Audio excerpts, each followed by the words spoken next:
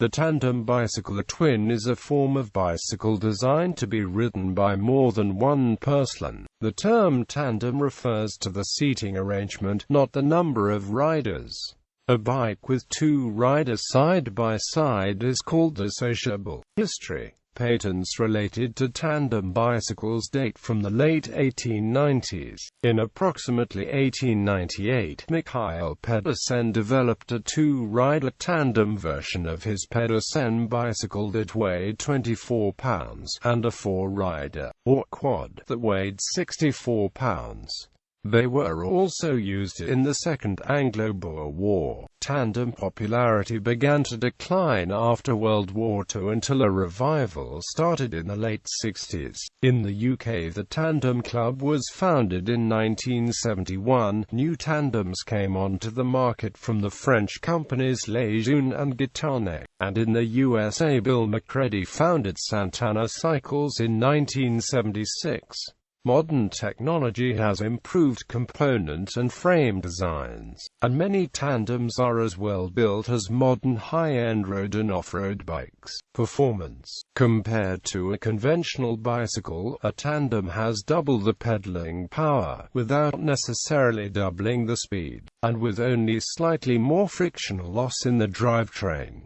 It has about the same wind resistance as a conventional bicycle. High-performance tandems may weigh less than twice as much as a single bike, so the power-to-weight ratio may be slightly better than that of a single bike and rider. On flat terrain and downhill, most of the power produced by cyclists is used to overcome wind resistance, so tandems can reach higher speeds than the same riders on single bicycles. They are not necessarily slower on climbs, but are perceived as such, in part due to the need for a high level of coordination between the riders, especially if the physical abilities of the two riders are very different, requiring a compromise on cadence. Terminology. On conventional tandems, the front rider steers as well as pedals the bicycle and is known as the captain, pilot, or steersman. The rear rider only pedals and is known as the stoker, navigator, or rear admiral. On most tandems, the two sets of cranks are mechanically linked by a timing chain and turn at the same rate. As time has moved on, so has the use of captain and stoker as terms for riders of a tandem. As both have seen as riders, the use of the words front rider and rear rider are far more descriptive to modern tandem riders. Uses. Tandem bicycles are used in competitions such as the Paralympics with blind and visually impaired cyclists riding as stokers with fully sighted captains. Cycling at the Summer Olympics featured a men's tandem event in 1908 and from 1920 to 1972. Variations. More than two riders. Tandems can have more than two riders. Tandem refers to the arrangement of the riders, one behind the other, rather than the number of riders. Bicycles for 3, 4, or 5 riders are referred to as triples or triplets, quads or quadruplets, and quins or quintuplets, respectively. One such familiar to UK TV viewers was the tandem ridden by the Goodies. Originally a two-man tandem with an extra dummy seat attached, a full three-man version was built for them by Raleigh. Independent pedaling. Some designs such as the Da Vinci can allow independent pedaling through the use of multiple freewheels. In another design, the rear rider steers and propels the rear wheel with pedals, and the front rider propels the front wheel with both hands and feet. Seating arrangements. Tandems come with both upright and recumbent seating. The Bianchi Viewpoint and the Hayes Pinot are hybrid upright, a recumbent tandem steered by the captain, who sits upright in the rear, while the stoker rides in a recumbent position in the front. Both also feature independent stoker pedaling. The buddy bike is designed to allow a child to sit on the front saddle with an adult on the rear saddle and steering with extra long handlebars. Double steering. Both riders, in the case of just two, may be able to steer. The Star Cycle Company, of Wolverhampton, England, marketed its combination roadster Tandem in 1896. It had a link from the second set of handlebars to the front fork. Others include the 1897 Geneva and the 1898 Stearns. Tricycles. Tandems are also available as tricycles. The conventional tandem trike has a small but devoted following in the United Kingdom, and is available in one-wheel and two-wheel drive designs.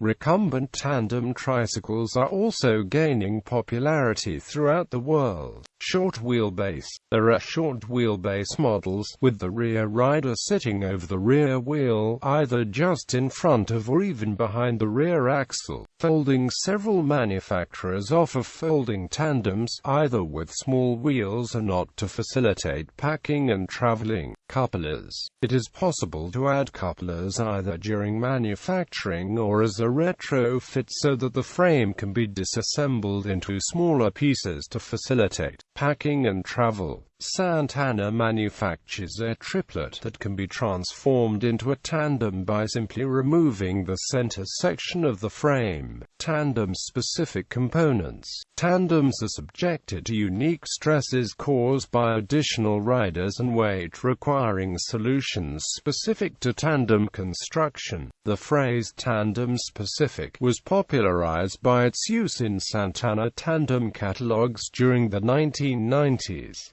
Drivetrain. To transfer power from all pedals to the rear wheel requires a drivetrain. Typically, the forward crankset is connected by a left-side timing chain to the rear crankset, which in turn is connected by a right-side chain to the rear wheel. This configuration is called crossover rear drive, and requires both of the rear cranks to have chainrings. To work reliably, both of the left-side cranks must be tandem left drive specific to accept the left-hand threading used on left pedals. The second most popular solution, due to not requiring tandem-specific cranks, is called single-side rear drive. The forward crankset is connected by a right-side timing chain to the rear crankset, which in turn is connected by a right-side chain to the rear wheel. This requires that one of the rear chainrings be devoted to the timing chain and limits shifting options.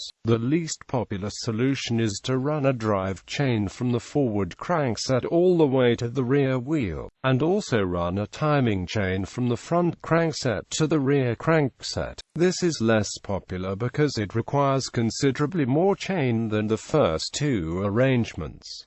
Such a setup is called a crossover front drive. A rare solution to the requirement of coordinated pedaling is the use of a jack shaft plus two free hubs, thus allowing one rider to coast while the other continues to pedal. This also allows riders to select different crank positions, such as in phase or out of phase, while pedaling together. Da Vinci tandems use a unique, independent drive, whereby the intermediate shaft transfers the power from the stoker and captain cranks into a converter, which allows up to 4 chainrings. This variant also allows stoker and captain cranks to freewheel independently. Crankset. The front crankset typically has only one chainring. The rear crankset typically has many chainrings, sometimes on both sides. On a tandem where the pedaling is designed to be in sync, both cranksets will use a chainring for the timing chain of the same size. The drive chainrings can be single-gear use or derailleur. To maintain the necessary tension on the timing chain, many tandems use an eccentric that is placed in the front rider's bottom bracket shell. An alternate solution is to implement a pulley or idler on the bottom of the timing chain to take up slack. Idlers add friction and a potential point of failure to the drivetrain. Fork tandems have very different weight distribution and loads on wheels, brakes, and forks. A tandem-specific fork is designed to handle this. Custom tandem makers such as Co-Motion make specific forks for tandem, triple, and quad bikes. Brake forces can be substantial. On any bicycle, the front brake are critical to safe and efficient braking. On disc brake tandems, it is important that heat transfer and dissipation has been engineered properly. In particular, carbon tandem forks can provide all the benefits of comfort and control, but are also designed to handle the increased heat load. Handlebars and stems. Stoker handlebars are typically connected to a stoker stem that is clamped around the captain's seat post. The stoker handlebars are typically bullhorns or very wide drop bars with stoker pegs instead of brake levers. Wheels. Because of the extra weight and stresses, tandem wheels may use a higher spoke count, sturdier rims, higher pressure tires, a stronger freewheel, dishless spoke configuration, or asymmetric wheels. Tandems wear out rear wheels faster than front wheels, therefore, they may use non-symmetrical wheel setups, such as more spokes or a sturdier rim on the rear wheel.